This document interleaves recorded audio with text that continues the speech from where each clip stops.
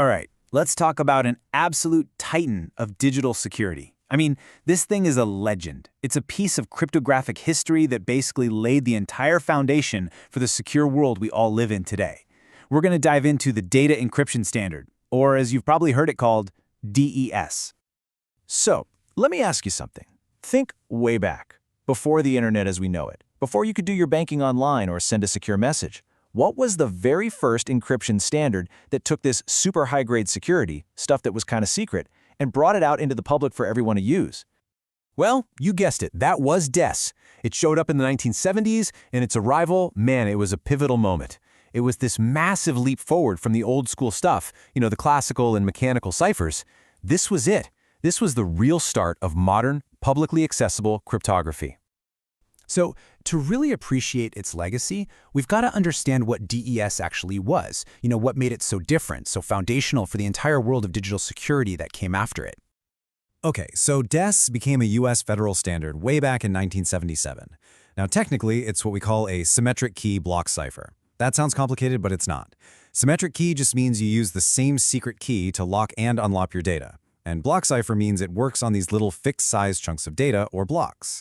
But here's the part that's truly remarkable. It was the first major publicly available modern algorithm. This was a total game changer. For the first time ever, powerful encryption wasn't some classified military secret anymore. Nope, it was a public standard that anyone could study, analyze, and use. So that's the what, right? But the how, that's where the real genius is. Don't worry, we're going to skip all the heavy math, but let's kind of peek under the hood and see the really elegant idea that makes DES tick. At its heart, what DES does is it takes a block of your data and puts it through this really complex scrambling process.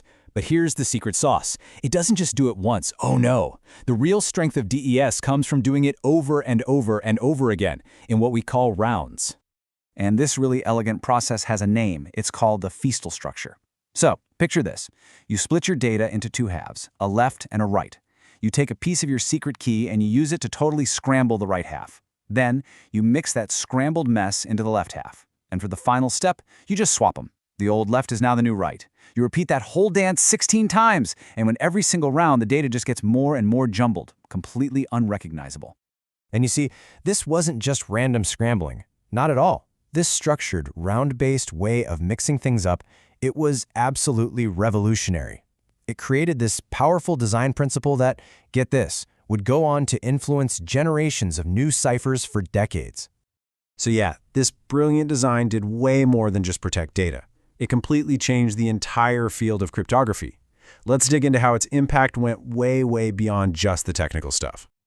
So what made DES so important? Well, for one, it was public. That meant anyone, literally anyone in the world, could try to break it. Its design was so structured, you could actually analyze it formally. And because it was a standard, it got built into everything, creating this universal language for security for the very first time. But that whole public thing, that open invitation for everyone to attack it, well, that would turn out to be the key to both its greatest success and its ultimate downfall. Right, because like any great titan, there's always a hidden flaw, an Achilles heel. And this leads us to the big turning point in the story of DES. It's a moment that brings up a really fascinating question about security itself. I mean, if DES was so groundbreaking, so unbelievably important, then why don't we use it today, right? Why isn't it protecting your bank account right now? The answer is kind of shockingly simple. Its key was just too short. I mean, just look at the difference here. It's staggering. Back in the 70s, a 56-bit key was a fortress. We're talking more possible keys than anyone could ever dream of testing. But then, Moore's Law happened. That relentless exponential growth of computing power just changed the game completely. What was once an unbreakable code became, well, kind of trivial for a modern computer to just brute force.